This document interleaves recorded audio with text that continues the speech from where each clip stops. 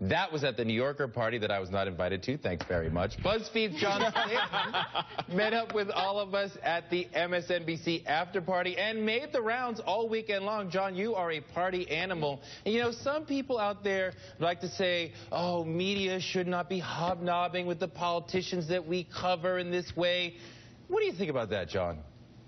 You know, I think it's definitely a tricky thing to go do, right? I mean, if you do become too sort of involved with these people, it can become a bit of an ethics question. But I think most reporters dislike politicians enough that, you know, having dinner with them or a couple of drinks is probably not going to hurt their credibility, frankly. I think none of us really like them a whole lot. So. Ouch. You know, when a real reporter, as opposed to someone who plays one on TV like myself, says that, now I feel like we're on solid ground. So let's get to some actual news analysis. Obamacare denialism is all the rage right now in the Republican Party. We have the lowest monthly uninsured rate that we've ever had since it's been tracked, right, around 13%. We've got 8 million people out there with insurance. A lot of them did not have insurance before. You know, do you think that the GOP argument that Obamacare is not working could backfire, given that there's so much evidence that it is and so many people walking around saying, well, I have insurance and I didn't before, so what are they talking about? I think it's going to be tough, frankly, for Democrats. Look, you know, the Republicans have done a very good job of creating this idea in the public that Obamacare is utterly broken, it's not working.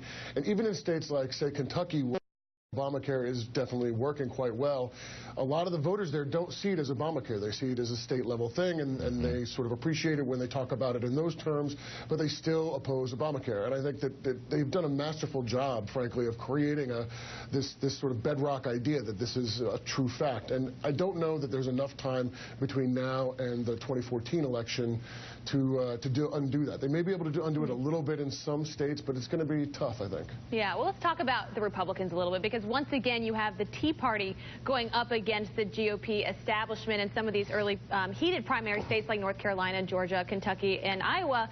And the question on so many people's minds is who will prevail in the end, because that will very much set the tone, even leading into 2016. And that's what irks, I think, the establishment the most, is that you have the Tea Party groups dumping in so much money, not into going up against the Democratic candidates, but against incumbent Republicans. And, you know, the Washington Post had an interesting piece out about how the Tea Party PACs are raking in all this money for the midterms, but they're actually spending very little on their own candidate. So I'm curious of what you think about how you see this money game playing out here. Who will actually prevail in the end?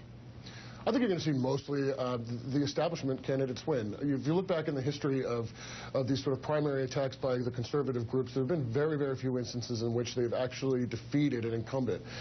Jean Schmidt was sort of one of the more famous ones in the House. And, you know, she ran a very bad campaign, frankly.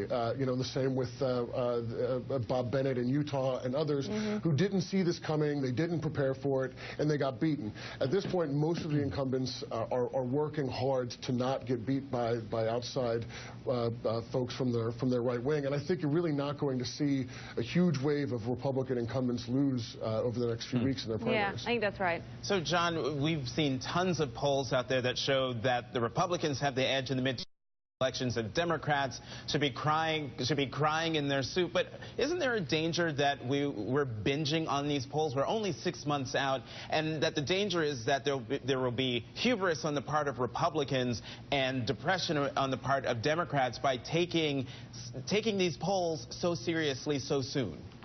I totally agree with you. I think, you know, there's also the reality that the way that redistricting works and has worked right now is that in this election in particular, it's going to be very tough to see a huge wave of elections changing. I mean, we're just coming out of redistricting. That means that these areas are pretty well defined.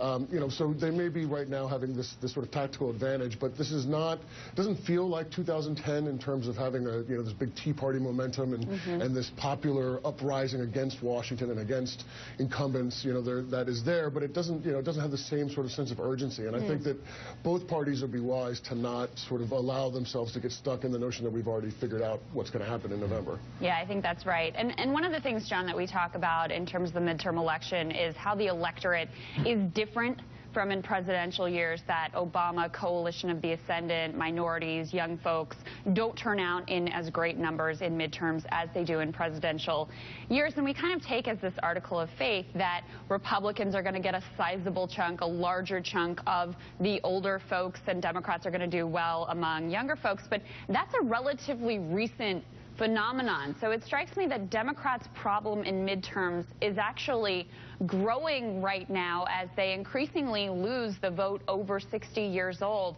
How much of that problem can be overcome by an effective field turnout operation that tries to bring in this coalition of the ascendant?